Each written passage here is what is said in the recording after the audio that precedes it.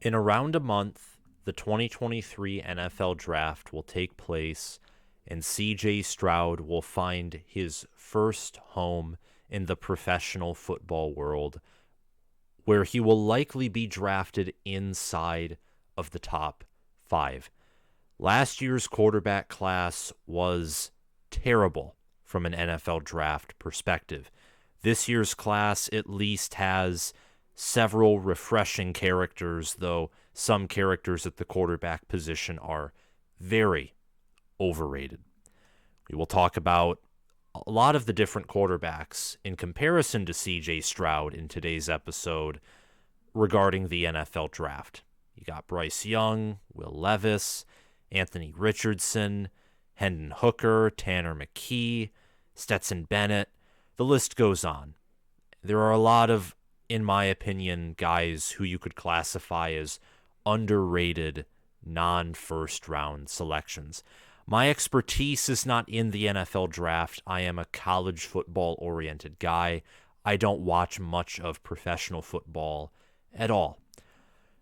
In saying that, CJ Stroud has graced and blessed the Big Ten with amazing quarterback play over the past 2 seasons, being top 2 in QBR 2 years in a row, being a third-team All-American or higher 2 years in a row, first-team All-Big Ten, and Big Ten Offensive Player of the Year 2 years in a row. A great quarterback, an elite quarterback, potentially the nation's best quarterback 2 years in a row, in a conference of quarterback play from the likes of Spencer Petras, Graham Mertz, Tommy DeVito, welfare edition Tanner Morgan, Ethan Kaliakmanis, Sean Clifford, whether that was this past season where he was actually good or 2021 where he was constantly dealing with injuries, Cade McNamara, J.J. McCarthy, who might be the closest thing to someone on C.J. Stroud's level, and he is not even close at all. And forgot to mention Peyton Thorne. No one over the past 2 seasons has been on par with C.J. Stroud's quarterback play in the Big Ten. No one. And in 2023, I'd be hard-pressed to say anyone in the Big Ten's 2023 QB room will play at the level that Stroud played in 21 or 22. J.J. McCarthy and Kyle McCord, maybe some would even say Drew Aller or Casey Thompson or Tanner Mordecai, maybe could come close, but I severely doubt that any of them would reach that level. His passing capabilities, his arm strength, his accuracy, his use of power, of execution without hesitation, it's fascinating. The way he commands an offense, the way that he can extend plays, which was an ability that many of us doubted. And then the Georgia game happened. Stroud taking an Ohio State team that is far less balanced, far less built to win at a high level compared to Georgia, and he nearly smothered the Bulldogs. And he put 41 points among a defense that is revered. And rightfully so. They have tons of first-round talent on that defense.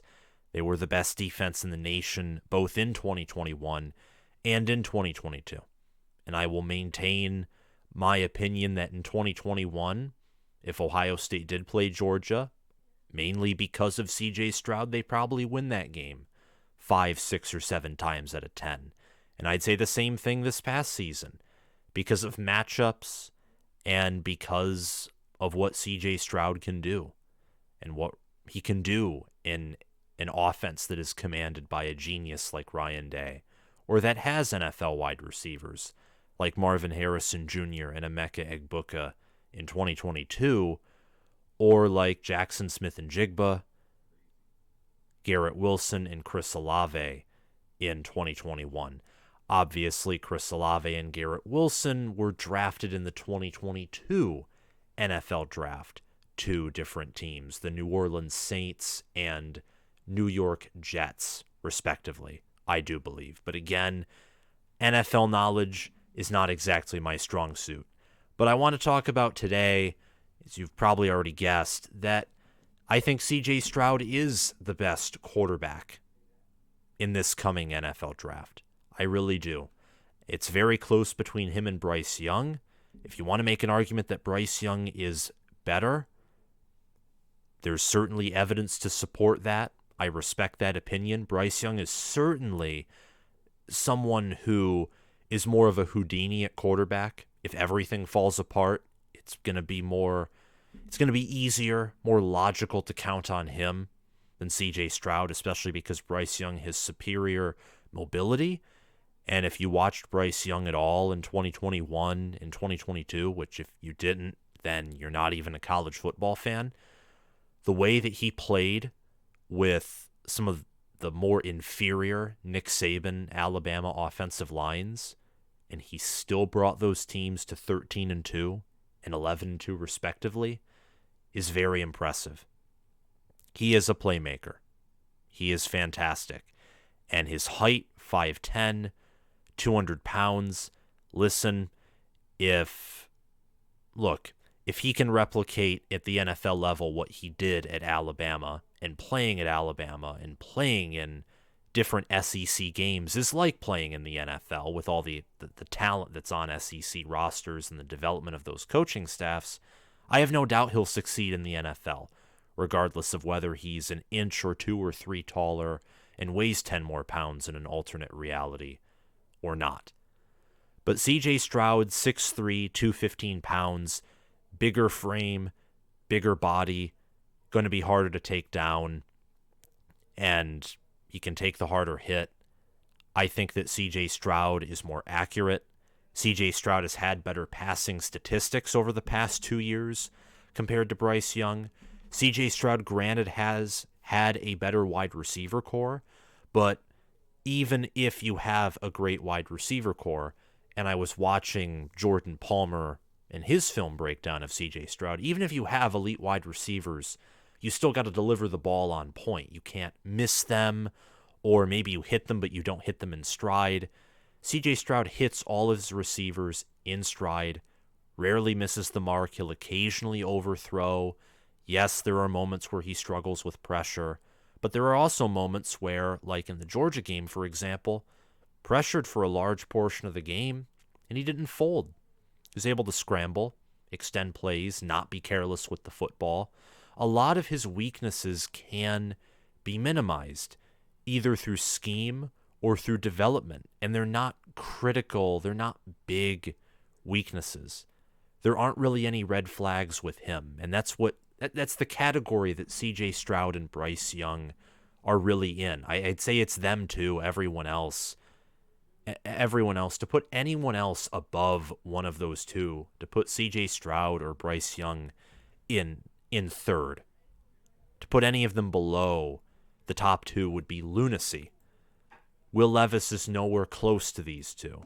Anthony Richardson, from an athlete perspective, is much superior to these two. But as a proven passer, no, absolutely not. Anthony Richardson could look like the second coming of Joe Burrow and Cam Newton combined one day, and then look like Graham Mertz the next. He's so volatile. He's a risk, and he's not nearly as proven as these two. And then everyone else outside of Will Levis and Anthony Richardson, I'd say just from their physical potential, they'd be in tier 2. Everyone else, whether it's Hendon Hooker, Tanner McKee, Stetson Bennett, I think Stetson Bennett's really underrated. And I think this past season, when Georgia's offense relied a lot on him and he delivered, proved that he has NFL potential. But everyone else is in a different category. Hendon Hooker, Stetson Bennett, Tanner McKee, Jaron Hall, maybe they're in tier 3, and then maybe everyone else below them is in tier 4. I do find it strange that Max Duggan is ranked particularly low, but again, not necessarily an NFL guy. I mainly care about CJ Stroud and Bryce Young because those two are probably going to have the most impact, going to be the most well-known names, going to be the most successful draftees compared to the rest of the quarterbacks, I think, in my opinion. And I think CJ Stroud, just respectfully, edges out Bryce Young. Young's more mobile. Young's more of a Houdini. CJ Stroud has more potential, and he is the superior passer. CJ Stroud was number 1 in QBR, according to ESPN, in 2021, number 2 in 2022. He had an 88.9 QBR this season. Last season, he had a 91.6 QBR. Last season, CJ Stroud had games where he had a 200 passer rating or higher against Minnesota, Rutgers, Maryland, Indiana, Purdue, Michigan State, and Utah. Now, a lot of those defenses weren't good, but Minnesota's defense, Utah's defense, so they were injured in that Rose Bowl, they were decently formidable. And Minnesota's was top 10 in multiple categories in 2021. Joe Rossi knows how to command a defense, and that secondary had Tyler Nubin, Jordan Howden, and I don't know if in 2021 Justin Wally was a starter, but it wouldn't surprise me. Minnesota returned a lot of their 2021 secondary production in the 2022 season, which is why I thought Minnesota would have an elite secondary in 2022. Didn't necessarily exactly pan out to be that way. But CJ Stroud had great games against a ton of teams. He had an okay games against Penn State, which was one of the best defenses that he faced in 2021. A mad game against Oregon. Really, when CJ Stroud started coming alive was obviously in October of 2021 after he was rested in the Akron game. He had a good game against Michigan. In 2021, you could not fault him for losing that game. It was the lack of a run game, lack of offensive line protection, and the lack of a defense that really cost him the Michigan game, both in 2021 and in 2022, along with some questionable offensive play calling. His worst game that season, I would say, was the Tulsa game. Maybe put the Nebraska game up there as well, though Scott Frost's 2021 team was certainly a force to be reckoned with until the fourth quarter came around. In 2022, C.J. Stroud had games of a 200 passer rating or greater against Arkansas State, Toledo, Wisconsin, Michigan State, Indiana, and he had games of close to a 200 passer rating against Iowa, Penn State, and Georgia. Georgia, he had a 192.4 passer rating. He had a 94.1 QBR against the Georgia defense, putting 41 points on them, 348 passing yards, and 4 passing touchdowns. And he also had 34 rushing yards with a long scramble of 27. And in the Michigan game, he only had a 131 passer rating and a 70 QBR. That was one of his worst games all year, but I think a lot of that had to do with play calling. Some of it had to do with drops by receivers, and again, the defense just did not help Ohio State at all. It didn't. The defense in the Michigan game was much worse than the defense in the Georgia game. It was worse.